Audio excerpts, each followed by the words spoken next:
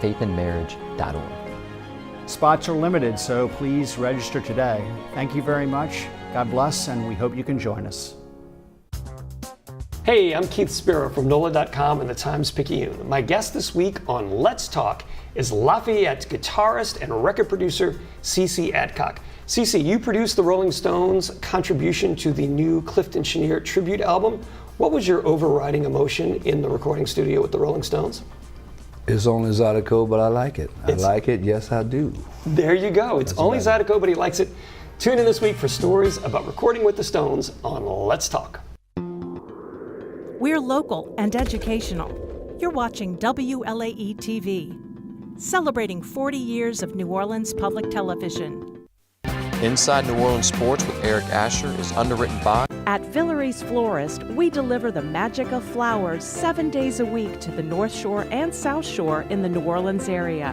Whether it's for birthday parties, baby celebrations, Villere's provides colorful floral displays for all. With a store full of fresh-cut flowers, exotic tropical flowers, orchids, roses, and even fruit baskets, our goal is to make your vision a reality. Villere's Florist, proudly serving Louisiana since 1969. Dave Miette Insurance Agency. Auto, home, flood, business, 504-556-0809. Dave Miette, INSagency.com. C&C Drugs is a family-owned pharmacy that's been serving Southeast Louisiana for over 50 years. Whether you need help taking care of an elderly family member, a growing child, or even a pet, C&C provides patient-centered care for your entire family. C&C Drugs, large enough to serve you, small enough to know you. Locations in Mandeville and Araby.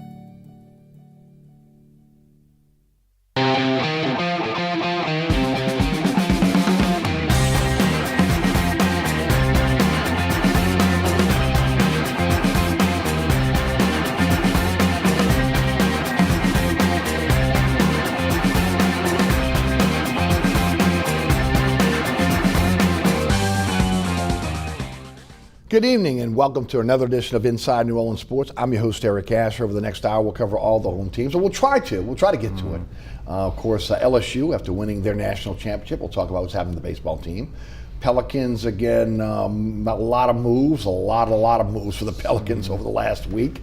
We'll get into that. Also, again, we'll touch on the Saints as they're in that dead period before they head to training camp at the end of July. And if we have time, we'll get this LSU and Tulane football, breaking it down for us, one of the best we have in the state. Does a great job covering the New Orleans Saints and so much more for Fox 8 Sports. Sean Fazende joins us on our program tonight. Sean, welcome to the show. Thanks for having me. Good to be have back.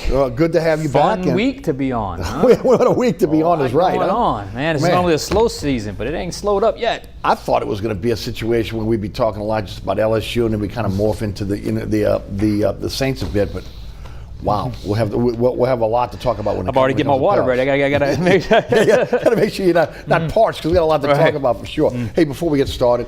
That incredible podcast. We had Andre Johnson Jr., your partner, on the program last week. What a great job he did. Talk about your podcast, everything's going on over at Fox 8.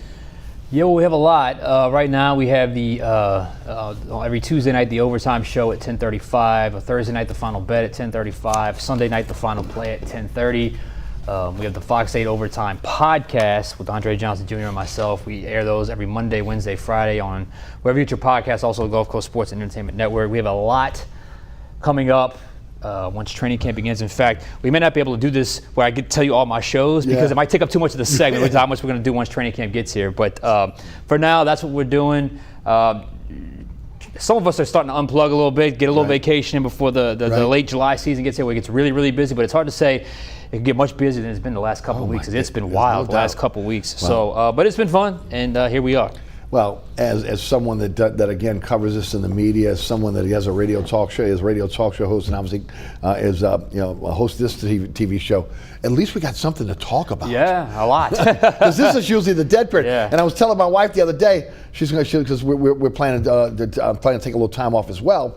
About when I could take off. Well, the best time is again just after we get around 4th of July, just after 4th of July, because it's our dead period. Yeah.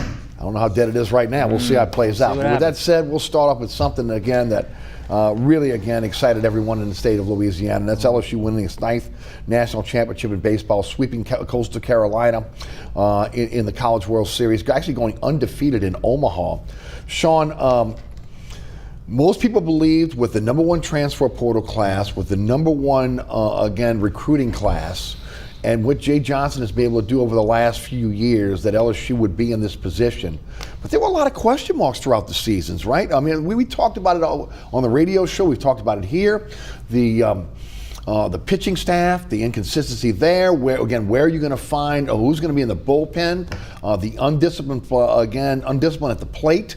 What were some of the other issues with this team?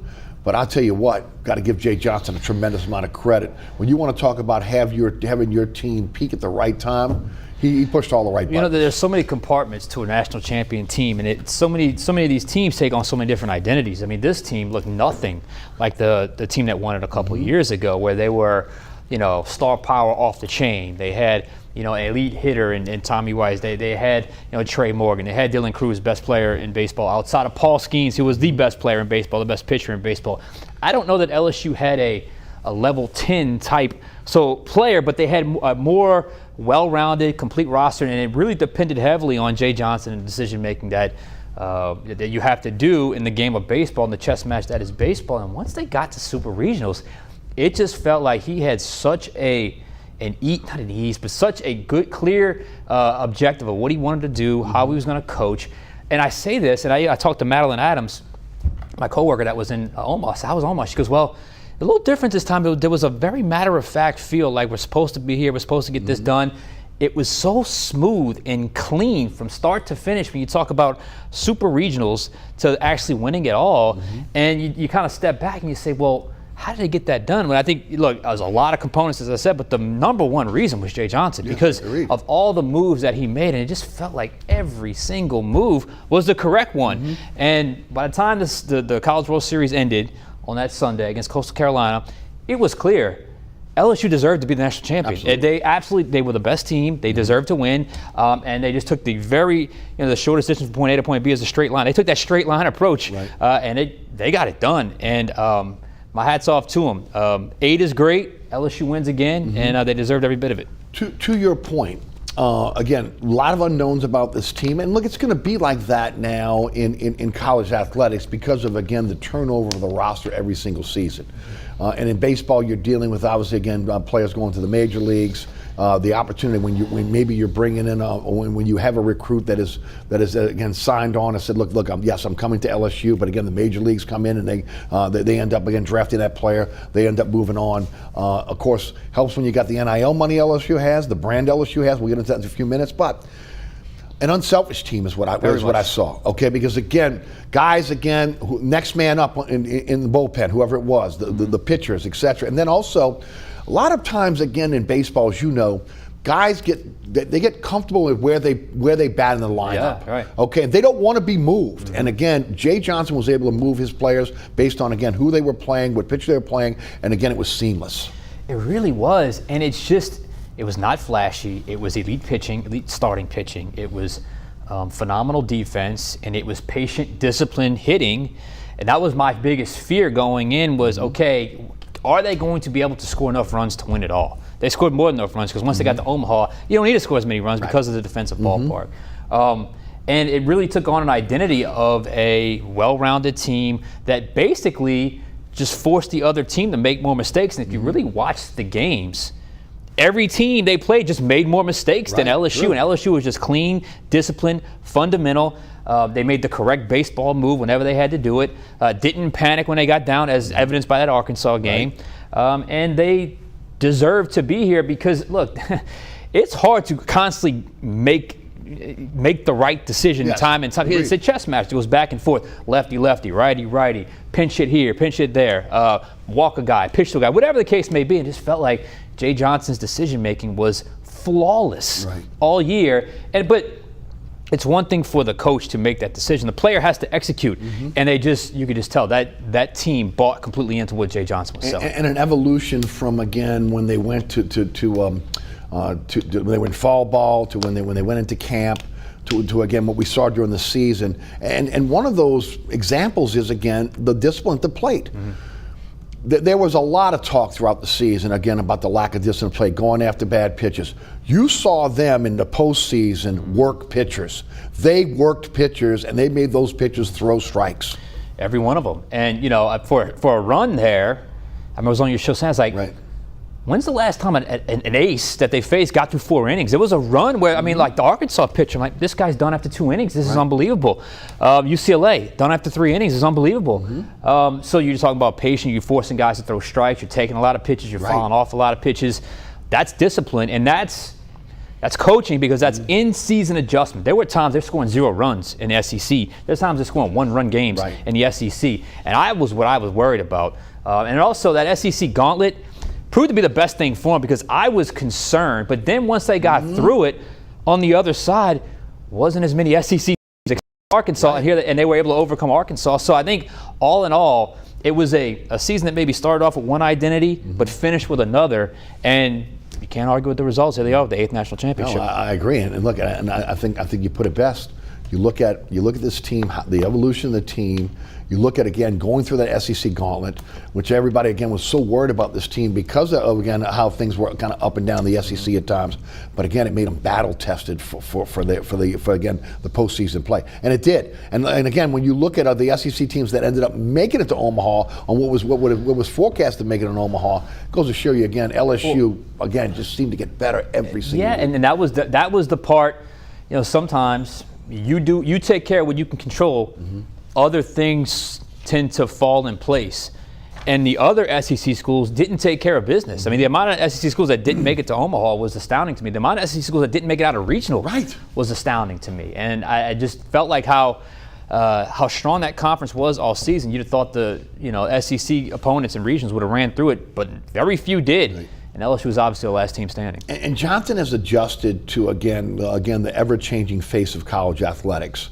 You know, first of all, Sean, we talk about it on the radio show as well. You got the LSU brand that's out there. Okay, so again, that's automatically going to help you with any kid that's coming out of high school that wants to play on the collegiate level, wants to play again with a program that has a chance to get to Omaha and win championships. You got again guys that are potential major leaguers. Again, if they don't get the contract they want, maybe go to LSU. LSU's armed with NIL money. Okay, and of course now again with their 8th natty, you've got that reputation as well. Look what he did. He had 13 returning players from the 2024 team. Okay, and he meshed that with 15 players out of the transfer portal, the number 1 class, and then 10 high school recruits, the number 1 class, and was able to put this championship team together. And that's the way things are going to have to be played out from this point forward in terms of again college athletics. And he was able to make it mesh. He was. Not easy to do, but Jay Johnson lives and breathes it, and you see how difficult it is. The natural transient nature of college baseball, even before the transfer portal, just because of that's just how college baseball was with the way the scholarships were set up, and just the way, kind of the nature of the beast there. So yeah, I think what's interesting now is he's going to have to do it again because you're going to lose, those top 2 pitchers. You're going to lose Barrett Jones. You're going to lose quite a bit. I think Milam and Curiel will be back. There's going to be other players that you're going to lose. You're going to have Casey Evans back. Maybe he's your starter. So there's going to be a lot of replenishing he has to do with both with high school recruiting and obviously the transfer portal. I know they got a couple of commitments already out of the transfer portal. So we'll see how he does it. But, I mean, how can you not trust Jay Johnson at this point? He's won 2 titles in 3 years in 2 completely different ways. 2 completely different ways. And like I said, he lives and breathes it. So and again, has an uncanny ability to be able to spot talent.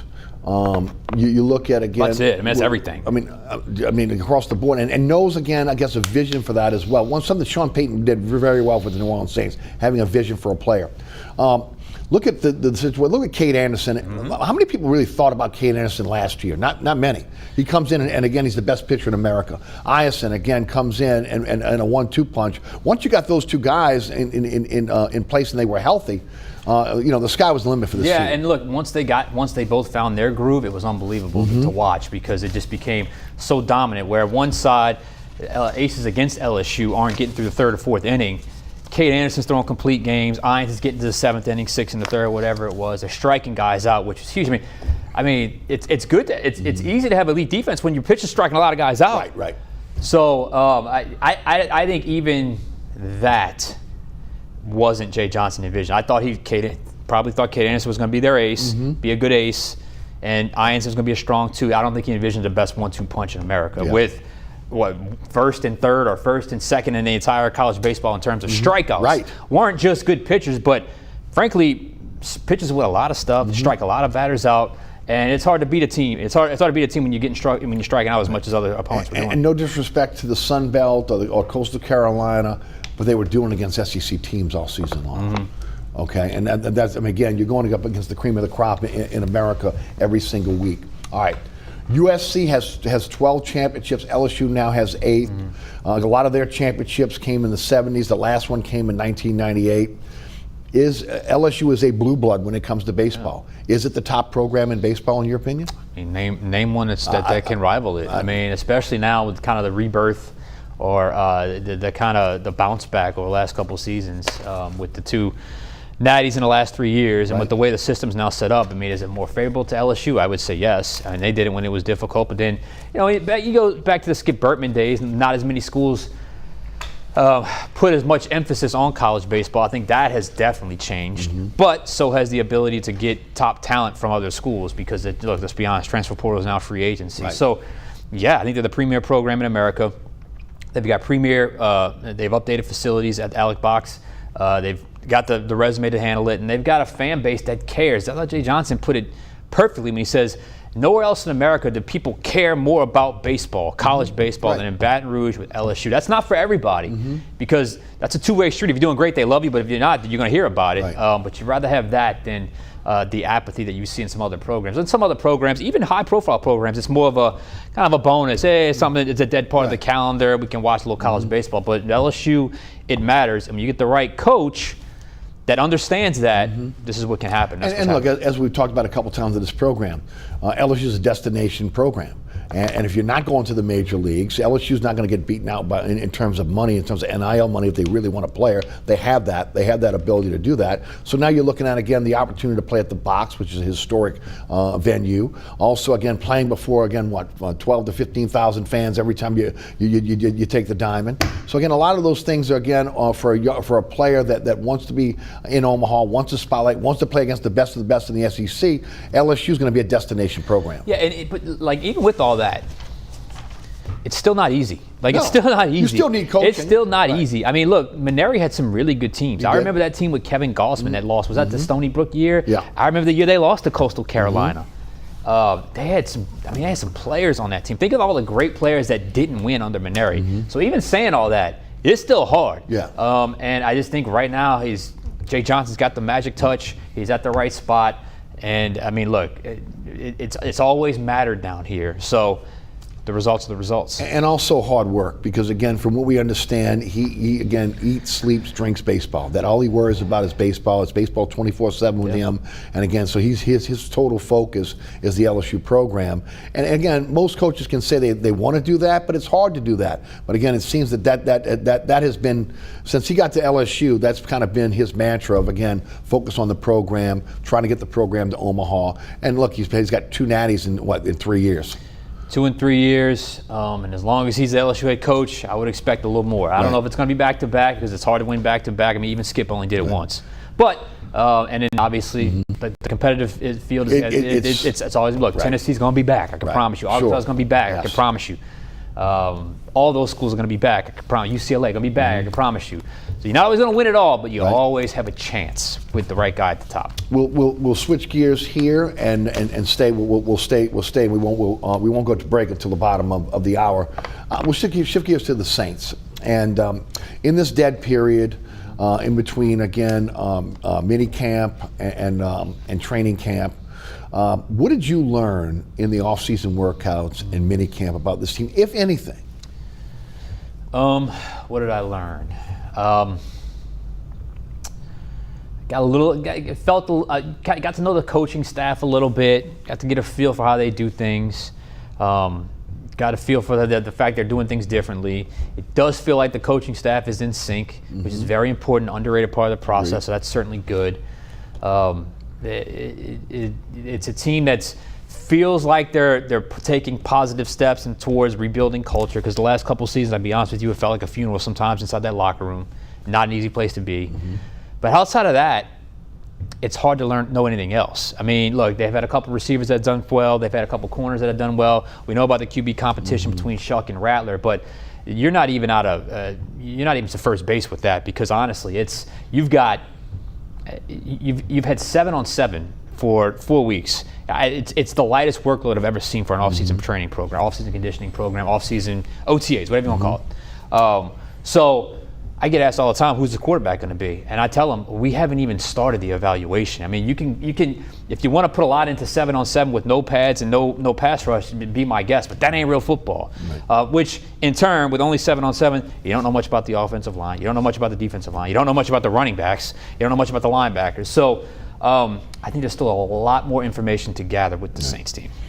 See, and I think that's the issue. Fans want to know what's going on, but it's hard to know what's going on when, again, it feels like Moore has come in and wants to spoon-feed his system to his team, but also wants to make sure that his quarterbacks, again, are not in a situation, especially young quarterbacks, where, again, their psyche is bruised. Where ultimately, again, they're going up against NFL defenses, they're finding themselves, again, confused, etc. And then it ends up hurting them down the line in terms of their learning curve.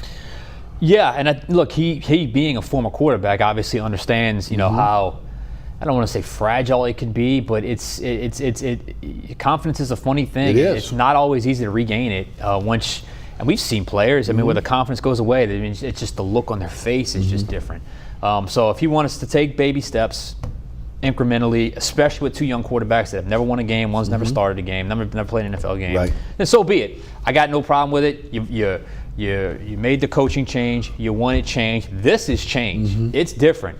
And I also think there's a physical quality to this that I think is they want to make sure that they're preparing for longevity of the season, which I think is huge. And I think, honestly, if week 11 in November or whatever it is, and the Saints are one of the healthier teams, no one's going to care about 7-on-7. In fact, they're going to say that was the reason why they did it this way. So I do think there are some positives to trying, or at least I can understand the line of thinking why you'd want to, A, take incremental steps for your quarterback, but B, hey, it's a long run all the way to January. And by the end of the season, I mean, you are banged up. So hopefully it can be a little healthier and the quarterbacks gain a little more confidence.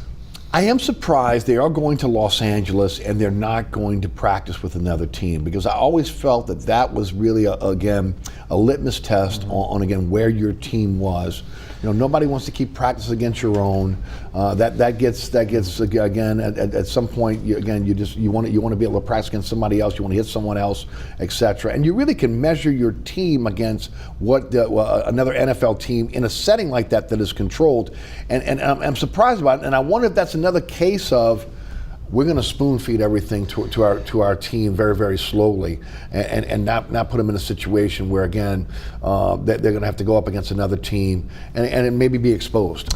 I mean, I don't understand it. Again, to me, that's a no-brainer. Some teams are practicing against teams twice. Yeah. Okay. The Saints are practicing against no one except themselves. If I recall, last year they were supposed to do them against San Francisco. They got called off because of injuries. I don't know if there's a scheduling thing or if it's a situation like you just mentioned where it's still, if they go up there to 6, that's what week 2, week 3 of training camp. You're still very much in the newness of training camp at that point, so maybe they don't want to crank it up the heat as much. But I've always, and this could be the difference between an established regime like you had.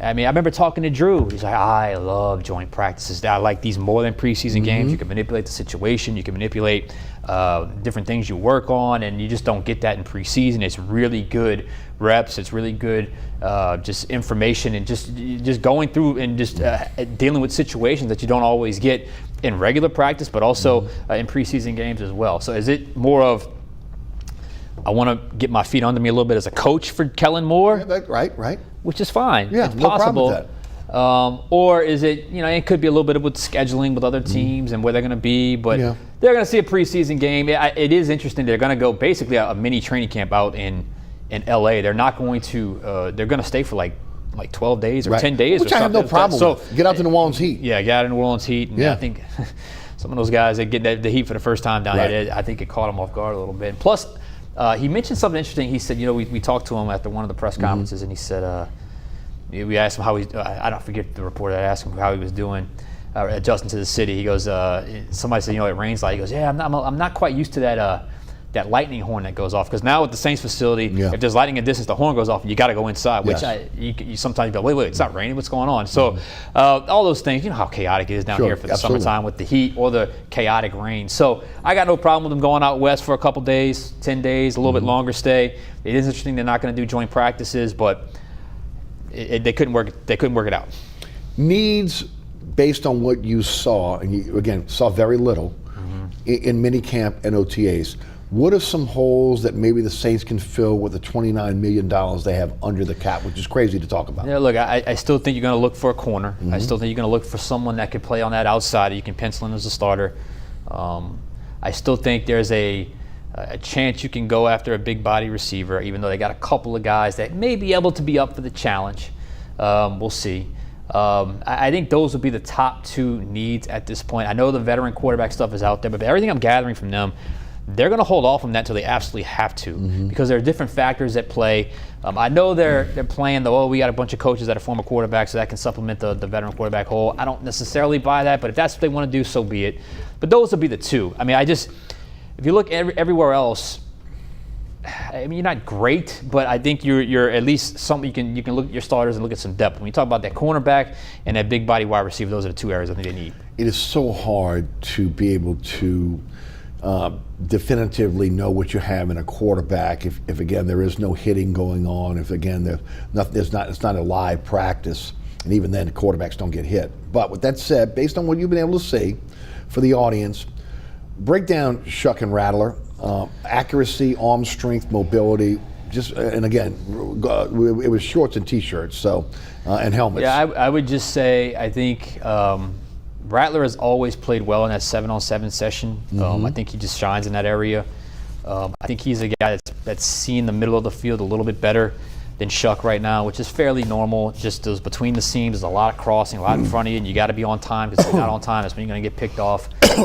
So I think you can see the growth from year 1 to year 2 for Rattler in that regard, because the sense of timing was just a tick off last year, and it cost him. Now he doesn't have the explosive element that Shuck brings, that explosive arm, that flick of the wrist, 60 yards downfield.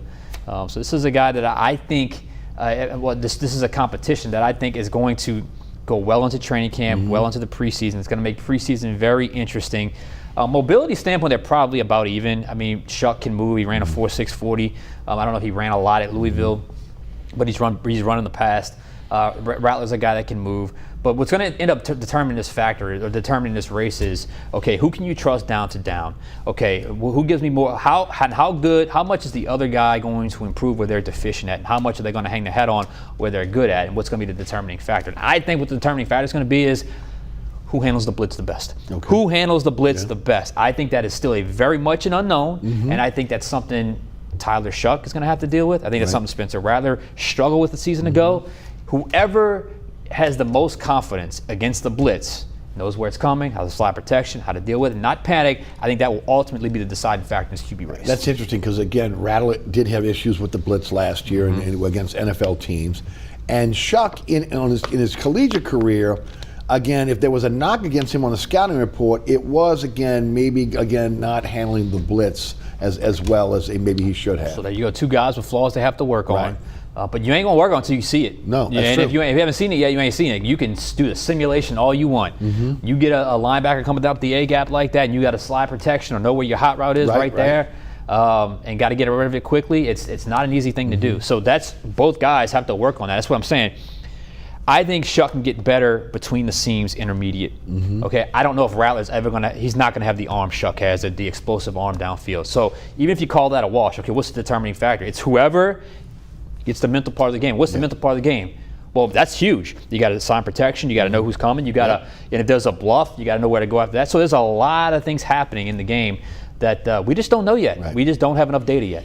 Morphing from the 4-3 to the 3-4 with players that you've drafted and brought in for well over a decade and a half, right? That again are more, the prototype is more 4-3. How do you see that transformation? I think that's going to be an interesting one. I really do, because you're going to have guys that are going to stand up for the first time in a while. Cam joked about that. I think that's going to be the first thing people see that's different. But there's other things that are different. Like the player I'm really curious about, because he had such a good year last year, is Brian Brzee. Okay, is he now a two-gapping player? Is he now a guy that's going to play technically the defensive end between the nose guard and the stand-up edge, or is he going to be a guy that shades the center and two-gap that way? There's a lot, and there's different versions of 3-4. There's different, and sometimes it looks like 4-3. Right. It's just basically one guy standing up. So I'm very curious to see personnel-wise how it sorts itself out, because some guys are not going to be good fits, and there could be a surprise release or cut or benching or two based off of just not being a proper fit with what they want to do with on that side of the ball up front, because it's totally different responsibilities when you're playing the D-line with the odd front, the D-line, the 3-4 front. Excited to see how they use Alante Taylor. Yeah, and he's a guy, certainly feels like he's going to be featured. They may still, I don't want to see them do the down, outside, inside. I think you need to settle him in. I think he's better at nickel. I know he prefers the outside, but I think he's better at nickel. I think he's a guy you can trust at nickel. I think his versatility, his football IQ, highlighted better at the nickel position. It's not an easy position to play because you got to do a lot more. I think he stops the run much better than he gets credit for, even though he's kind of a small guy. He blitzes very well, good man-to-man coverage. Got to get him to be a little more of a ball hawk to get his hands on the ball and kind of keep it in and make the INT. But I think all in all, if everything goes as it's according to plan, Alante Taylor could be the star of the Saints defense. Yeah, I agree with that. Yeah. Again, and a guy that could be a weapon for him as well. Again, that's my vision when I see what they utilize for him. I'll be interested to see again what happens. Training camp starts July the 22nd, not that far away. You're watching Inside New Orleans Sports. I'm your host, Eric Asher. Tonight on the program, Sean Fazende of Fox 8 Sports. We'll hear from our underwriters. We'll come back. We're talking some Pelicans when we come back. Stay tuned.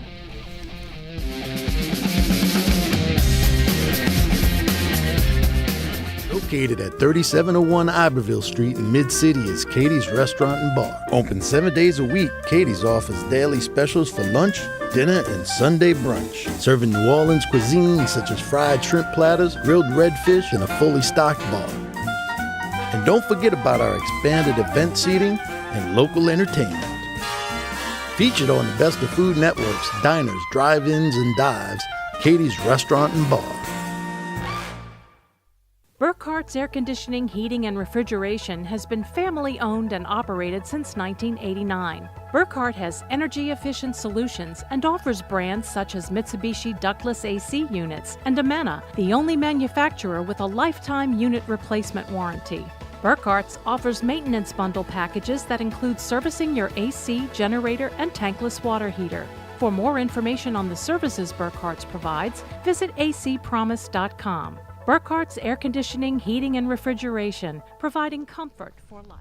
Welcome back to Inside New Orleans Sports. I'm your host, Eric Asher. Sean Fazende of Fox 8 Sports is our guest. We'll talk Pelicans now, and boy, is there a lot to unpack with the city's NBA team. All right, NBA draft last night, but again, before the draft, again, there was a trade this week with, again, C.J. McCollum, C.J. McCollum heading to the Washington, and along with Kelly Olynyk and a second-round pick, and the Pelicans were able to get back Jordan Poole, Sadiq Bey, and the 40th overall pick, which is a second-round pick in this year's draft. I like the deal. Okay. It does take away some flexibility from the Pelicans because they were two expiring contracts with Olynyk and also C.J. McCollum. But we saw last year with the situation with Brandon Ingram, if you don't strike early, sometimes, again, you're in a situation where you're holding on to a player that, again, everybody knows you want to trade, and you don't get the value that again, maybe you should have gotten. There is definitely a need for Jordan Poole on this team with DeJounte Murray coming off the Achilles injury, who may not be back until January. And again, may not be the same player. Again, we talked about in this program previously. I've talked about on the radio show when, again, he had the ACL injury on the right leg with San Antonio. And now you have the Achilles injury, again, on the right leg here in New Orleans. Again, can he come back? Can he be the same explosive player? Again, will he be predisposed to injury now with that right leg? Again, will he have problems with the left leg now for overcompensation? So you've got to have an insurance policy, and Jordan Poole gives them that insurance policy. So again, when you look at that deal, again, with the exception of maybe giving up the 2 expiring contracts maybe a little early, I have no issue with that. They got Sadiq Bey, who's a player that can hit the 3, and also, again, bring some physicality to this team and toughness, which is what they need.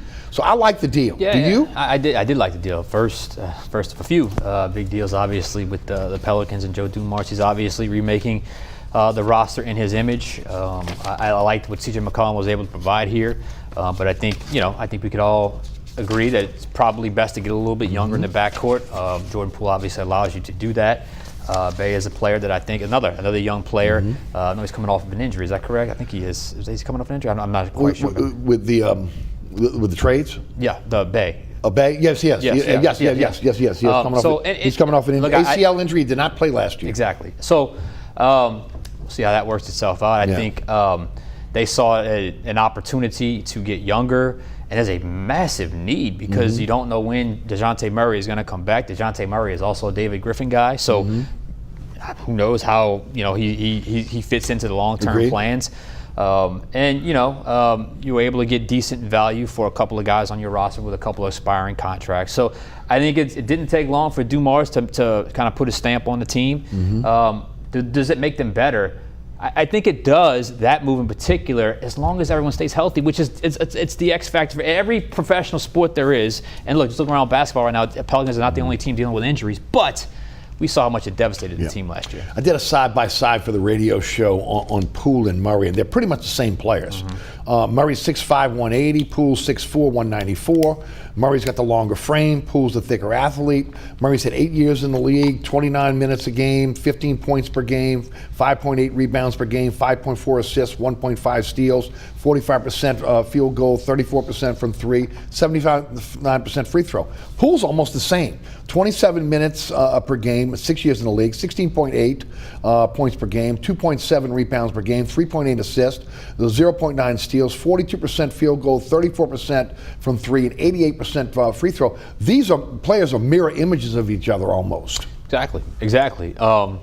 So you basically got and you got a younger player in Poole who's a couple years younger. Yeah, you got a younger player, got some experience, a young veteran, call him that. I mean, to me, this was a worthwhile trade. This was a nice trade to bring in a couple of younger players that provide a skill set that you're going to be missing because DeJounte Murray's not going to be there, and when he returns, we'll see how it all kind of blends in. But sometimes coming back from injury doesn't mean you're all the way back. So there could be a prolonged sort of, yes, he's back, but he's not back. So I think Poole could be a guy that's on the court a lot next year. And look, again, to your point, if Murray does come back and takes over the point guard duties, Poole has the ability to play off guard or be a sixth man coming off the bench for you. Yeah. So again, I really like the deal, and I've always liked Sadiq Bey. I think he's a really good player, an underrated player. Now again, he's coming off the ACL injury. We'll see how that affects him. But really, again, I like the deal for the New Orleans Pelicans. Pelicans also traded their 2026 Indiana first round top 4 protected pick that was acquired in the Toronto deal for Brandon Ingram to the Pacers for the 23rd overall pick in this draft. Now, the issue with that is, and again, the Pelicans did not know this at the time, but again, Halliburton goes down with the Achilles injury. He will not play next year, okay? So you're looking at a possibility of trading that 2026 pick again from Toronto that could have been, it was top 4 protected, it could have been a lottery pick. Okay, so you get the 23rd pick overall in the draft now. And of course, they utilized that in the draft last night to move up. But that was a potential lottery pick. Now, did get Moavi King, 6'5" shooting guard that played in the G League, is currently playing back in New Zealand. It'll see again how that plays out. But again, they were able to acquire an additional pick. That pick was utilized in last night's draft, which brings us to the draft last night. Pelicans select 2 players in the draft last night. Jordan Fears with their 7th overall pick, true freshman out of Oklahoma, 6'2", 180. 17 points per game, 4 rebounds a game, 4 assists a game, 1.6 steals per game, 43% shooter from the field, 28 from 3, and 85% free throw shooter. Reclassified as part of the 2024 class to play at Oklahoma as a freshman. He will be 19 years old when the season starts. 18 years old when the season starts, 19 years old in October when his birthday comes around. Do you like the pick? I was fine with the actual selection. And the way it went down last night, you felt like early they were either going to go guard center, and whichever one they went, they were going to go the opposite one with the second pick. Now, we didn't foresee the other moves, and I'm sure you'll ask me about that. But Fears is a guy, you watch him, and we talked to him last night on our show, and then honestly, we were on live when the picks were coming in, so it was a little bit of a crazy set of circumstances. But he comes on, and I told him, I said, when I watch your game, the word that comes to mind is attack. And he's like, you either have it or you don't. I have that mentality. I love that mentality. But he's an undersized guard that's going to have to use that attack first, that attack style. I'm very curious because for an undersized guard, he's going to have to utilize his quickness, which he is very, very quick, and utilize court vision. He was a scorer at Oklahoma. As a point guard, got to have court vision, and you're not going up against, as good as the SEC was last year, the NBA is a totally different beast. So they had a need there. We talked about DeJounte Murray's injury. They need a backup, but they need some depth at that position. And we just saw Oklahoma City.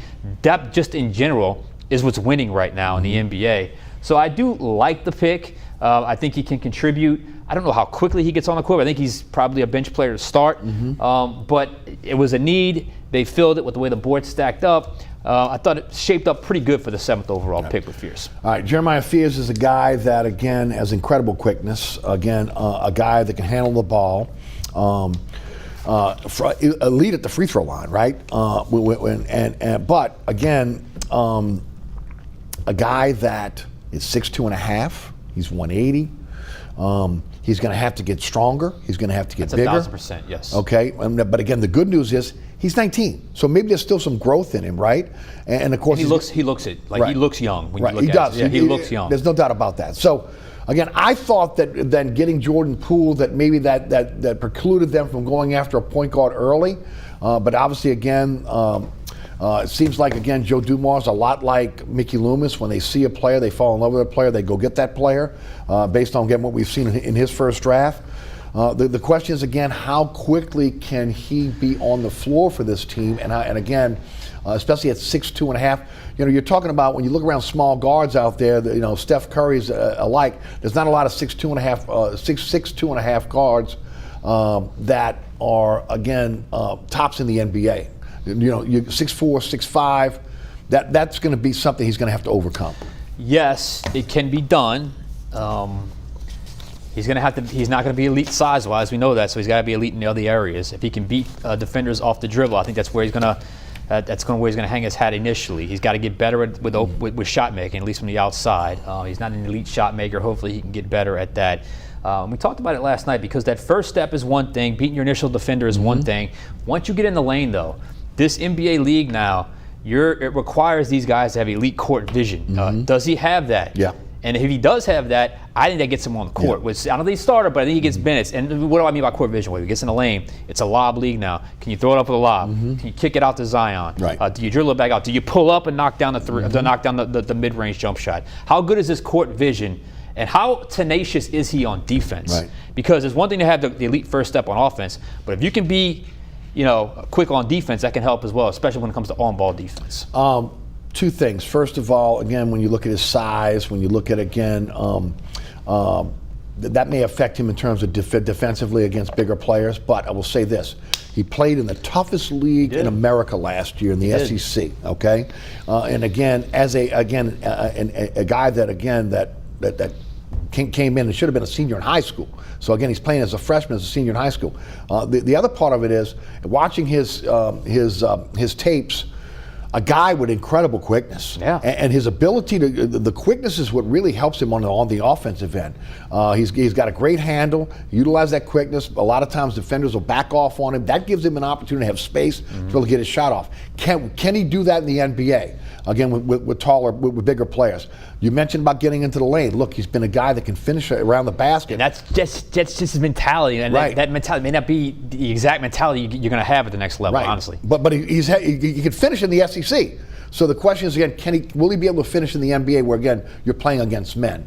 I think, look, the good thing about both these picks, and we'll get to Derek Queen in a moment, is they're both very young. They both have a tremendous amount of upside. They both have can grow. Physically can grow. In Queen's case, obviously, again, getting maybe again a little bit stronger, more physical. In Fierce case, he's got to get bigger. No doubt about it. Well, from a size standpoint, from a pound standpoint, I don't know how much bigger he's going to go this way. I guess it's possible. He's still young. Maybe he grabs another 19 years old. So I guess it's certainly possible. But there's an adaptability that these guys have to understand pretty quickly on. I watched a ton of his tape, and that elite quickness, it just shattered the spacing in the SEC. So he had so much space to finish at the lane. That's just not going to have that element of spacing at the NBA. Right. So how does he adjust his game to that? Just get in, take your reps, take your coaching, and don't get discouraged if you're not getting the amount of minutes you want right away. Look, again, I'm not going to be down on the pick because we have no idea who the kid is yet. But again, I personally like to see bigger guards, not smaller guards in the NBA. We'll see how that plays out. I think of Kyra Lewis. Okay, and everybody talking about Kyra Lewis coming in, his speed at Alabama. Again, the guy that came in early, an early qualifier as well. Again, he's playing at Alabama, and of course, again, just a journeyman in the NBA. Yep. Not going to put that on Fears. We'll see how Fears is, but again, there are some physical limitations right now that he's got to overcome. All right, let's get to the second pick, and this is the controversial pick. Not for the player. The player looks like a really good player, Derek Queen. Again. Out of Maryland. The Pelicans moved up 10 spots to be able to select Queen, 6'9", 247-pound power forward center out of Maryland. Again, he's 20. He'll be 21 within the season because his birthday is in December. Now the Pelicans traded the 23rd overall pick that they got from Indiana on that pick swap, or again that we talked about, that could be a lottery pick in the first round, and also the more favorable of the Pelicans' first round pick or Milwaukee's first round pick in the 2026 draft. That is non-protected. Okay, so again, that it could be a lottery pick, whatever it's going to be. Again, they got that pick in the Drew Holiday pick. They traded it to Atlanta, moving up 10 spots to be able to select Derek Queen. Again, first team All Big Ten, a lot like Fears. Again, you look at the resume is incredible. First team All Big Ten, Big Ten Freshman of the Year, 15 double-doubles, 16.5 points per game, 9 rebounds per game, field goal percentage of 52%. His three-point percentage, 20%. Free throw percentage, 76%. 6'9" and a quarter, 247, wingspan of 7 foot. The issue is not Derek Queen. The issue is the price you paid and conceivably what it could be. You literally could have given up 2 lottery picks, okay, for Derek Queen. Again, as I mentioned, Halliburton out next year with Indiana. There could be a possibility Indiana may be in the lottery. Greek Freak may be moving on to another team. We know Damian Lillard has an injury, will not participate next year. Milwaukee could be a lottery team. So again, potentially, the Pelicans gave up 2 lottery picks to move up 10 picks to get a player that could be a really good player in the NBA, but he's going to take some time to develop as well. Your thoughts, Sean Fazende? Well, look, I was live on the air when we were just about to sign off, and then all of a sudden the trade-up happened, because we had no intention of airing that 23rd overall pick. And I've been very high on Derek Queen. I don't know if you've watched Fox 8 Overtime. Hell of a player. We've had, Juan has constantly asked us, okay, who you picking? And what's funny is Garland was always Fears, I was always Queen. Well, look, they ended up getting both, so we were both very happy. Love his skill set, and I tweeted out, because I didn't see the terms of the deal, so I tweeted out Derek Queen is a great player for the Pelicans at 13. I love Love his skill set. So smooth, so graceful. I mean, a passing big man is so rare. It's stylistically, it's my favorite style in the NBA is to have a passing big man, because I think you can do so much with a passing big man.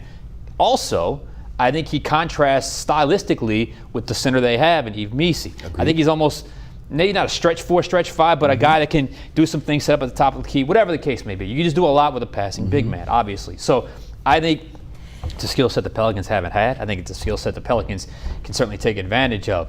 Now, that trade is interesting, what you gave up to get Derek Queen. I mean, that is basically Joe Dumars having next level confidence that Queen is going to be not only a difference maker, but a difference maker that leads to more wins and losses, and you're going to be good this year because you're not going to worry about those picks next year, because you're going to be so much better this year, have so much more success this year based off this pick, and so the next year no one's going to worry about it, no one's going to care. That is confidence, my friend. I don't know if that's delusion. I guess we'll find out pretty soon. But that is, and after I tweeted it, the responses I got, I was like, oh. So let me go look this up. I was like, oh, okay. Then I saw all the big names, I mean, really shredding the move to go up and get him. Look, Derek Queen, I think he's a good player. That's a lot to put on him for his first year. Potentially, the Pelicans could have had 3 lottery picks next year. You want to talk about building an Oklahoma City type team? You get 3 lottery picks in 1 year, in one draft. Just the maneuverability of having those picks, and if it's a really great draft, again, that could be that is a game changer for your franchise. So some say it was aggressive, some could say it was rather reckless. Yeah. On the part of Joe Dumars. You know, it was again, they were talking about he wanted both players. Again, they wanted Fears and Queen. I get it. But you don't potentially give up multiple lottery picks to be able to get a one player unless that player is going to be Wemby, okay? Not Derek Queen, I'm sorry, at the end of the day. Now, again, I love the player. High basketball IQ, incredible passer, sees the floor, can rebound the basketball, nimble, nice handle for a big. I mean, there's so many reasons to love Derek Queen. Yeah, and the fact he was available at 13. Right, and you went up and got him at 13. And Dumars talked about in his press conference, they started at 9, okay, and went all the way down offering the picks, and they got to Atlanta at 13, and Atlanta bit. But again, you're talking about, again, the most favorable pick next year between the Milwaukee pick and the Pelicans pick, and both could be lottery picks, and that Indiana pick also could be a lottery pick that you traded as well. It reeks of Mickey Loomis is what it does. I just got to be honest with you, ladies and gentlemen, it does. But again, I compare him to maybe one day being a Draymond Green type player. Possibly. In terms of a playmaker from the center position. A different type of playmaker. Somewhat undersized at 6'9" and a quarter, probably about 6'10" ish if you just shoes, whatever. I know they do the NBA Combine barefoot. I know I've noticed the measurements barefoot. Right. He could be. It could take some time to develop into that. I hope this doesn't turn the fan base off on Queen, because he's still going to need some development. I think he could be a nice contributor. I think he's got a skill set that can be very useful to this Pelicans team. I think if you're a creative offensive mind, I think it's something that you can utilize in terms of rotations, what you're going to get in different matchups. I think he provides that. You can have both guys on the floor, both bigs on the floor if you want. I mean, who knows? You want to go big, you want to go small, whatever the case may be. That's a lot to give up. Especially what those potential picks could be. Now, maybe next year's draft class isn't as high as what they think. Maybe it's not as deep. Maybe Indiana makes the playoffs. Maybe they do. Maybe Milwaukee makes the playoffs. Maybe the Pelicans make the playoffs. And Joe Dumars is saying, see, Eric, I told you they weren't lottery picks. Well, that's what he's hoping for right now. I'll tell you, that's a bold move. No doubt. To go that hard, that quickly into your first draft for a player like Derek Queen. And now Troy Weaver, again, who is the right-hand man of Joe Dumars, has a relationship with the kid, again, from Washington, D.C. I believe his son and Queen have a relationship. Again, I worry sometimes about maybe tainted because you know the kid, you watch the kid grow up. Yeah. Is that an issue here? Here's the other one. everybody's talking about going out and getting Jordan Poole, going out and getting Fierce, going out and getting Queen, and again, how that fits with Zion Williamson. I'm here to say right now, I don't think Dumars cares about if they fit with Zion Williamson, because I think what he's building is his team and his vision, and if Zion's on board, fine. If Zion's not, they're going to move him at some point. So all this, these national talking heads are saying, again, they're bringing in players that don't fit with Zion. I would say that doesn't matter at this point, because Zion's got to prove he wants to be a Pelican. Exactly, and if it's not going to work, it's not Dumars' guy, and the clock has run out a long time ago on Zion Williams, so they'll know fairly quickly, and they can possibly make a move if they have to. So I agree with you. I see certain things, though, that can help Zion Williamson's game, but Zion is his own category. It's in its own category. I mean, Zion has got to be a professional. He's got to be available. He's got to keep some of the off-court distractions. He's got to eliminate that. So it's interesting because now you almost get the feeling like, all right, we're trying to build this thing. Zion is a part of that, but if we had to somehow go to plan B without Zion, we can still sustain that based off of some of the moves that they made. And I agree with you. And I think this new regime is like, look, man, you're with us or you're not. And if you're not, guess what? We're going to make moves to get to move on without you. And I think the fact, again, the situation, what happened in Los Angeles with the lawsuit, etc. Again, Zion only playing 30 games last year, the whole deal, even though he was in shape, etc. Look, I get all of that. But again, as you mentioned, new regime, it's not his guy. And again, and there are some that say that there are some within the Pelicans organization that would like to move off of Zion now, but he's untradeable. So at this point, you build a team. If he gets on board, fine. If not, at some point, you're going to move off of him with a contract that's not guaranteed in the NBA for a guy with that type of talent. Again, eventually, you're going to get something for him. The question is, again, what will you get? But again, those that are saying, wait, those players don't fit with Zion, I would say pump the brakes on that, because Zion's got to prove that he wants to be a Pelican. Yeah, and I would say I understand the fair value stuff and you know, what could you get, and that could obviously kill any deal if it even got to that point. But I would also say that, look, if they ever got to that point where it was clear, it probably would be in the best interest, even if it wasn't exactly the exact value you would give for a guy like Zion, just for the peace of mind of an organization to be on the other side of what's been nothing but a distraction when it comes to Zion. Okay, I'm going to put you on the spot, as I often do, Sean Fazende. What we got? Okay, aggressive or reckless? The moves that Dumars has made in the last week. See, I thought the draft was probably on the reckless side, but I like the Jordan Poole move. So I think it's from a veteran standpoint, I like the Jordan Poole move, but from a draft standpoint, that is a lot to give up for a player that I think is going to be a nice, steady rotational guy. Maybe he becomes a starter at some point, but I don't know that his skill set warrants all that they could have potentially given up for him. It's almost like how I felt with Loomis and Trevor Penning. Again, and Olave. When you bring those two guys in and you give up what you gave up for them, well, again, they better be all pros. And like I said in Olave's case, he better be Jerry Rice. Okay, he's not Jerry Rice. So looking back on it, again, was it worth what you gave up? If those are two lottery picks for Derek Queen, again, that will hang over Dumars' head for whatever time he's here in New Orleans. So again, the question came out the gate swinging. It is to be determined whether it was, again, aggressive. And right now, he's got the most favor within the organization. Agreed. It's his first move. Well, it's his first. It's got so now is the time to take a few of those risks. Yeah, no danger of being fired or anything. That's a great point. So he took his swing. We'll see if it ends up being a home run. It is a big swing. Yes. With the possibility, and again, possibility. Pelicans could have had 3 lottery picks next year. They may only have 1 now. We'll see again how that plays out. Sean, thanks again for joining us one more time. Tell the folks about that incredible podcast. Yeah, the Fox 8 Overtime podcast every Monday, Wednesday, Friday, wherever you get your podcasts. Also on the Gulf Coast Sports and Entertainment Network, so check that out. Thanks so much for tuning in. Remember, there's a QR code on your screen that will take you to the WLAE-TV YouTube channel, also to my website. Again, so many ways to catch our program from WLAE-TV, WLAE-TV2, Pelican Sports Network. Again, set the DVR. You'll never miss the show. You can catch me on the radio 106.7 The Ticket.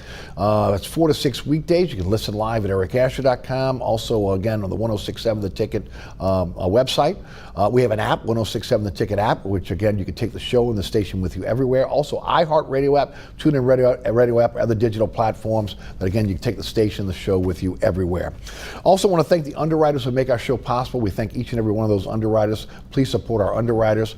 And of course, the folks here at WLAE-TV who produce our program each and every week and do a fantastic job. Ron Yeager, Jim Dotson, Alex Chacon, Ava Hickey, Margie Ellis, and also our director, William Hill. For Sean Fazende, I'm Eric Asher. Thanks so much for tuning in.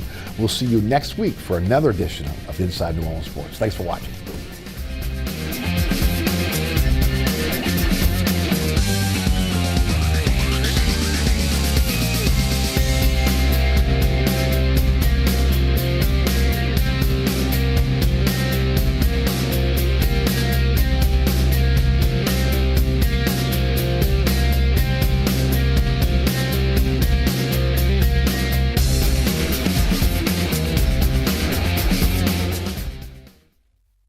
Do you love sports?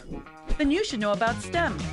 Because maximizing nutrition, analyzing peak muscle performance, calculating the perfect shot, and more are all made possible by science, technology, engineering, and math. In fact, there are more careers than ever in sports science. So if you have a passion for sports, then think about getting involved in STEM and improve everyone's game on and off the field. Get inspired at SheCanSTEM.com. Sometimes fatherhood I'm the first Viking who wouldn't kill a dragon. can feel like an epic battle. But you will. But you can change your kid's world just by being there. And with a little help, you won't believe how high they can soar. All right, bud, you ready? I'm proud to call you my son. Come on! Never stop being a dad. To learn more, visit FathersIncorporated.com. We're local and educational. You're watching WLAE-TV.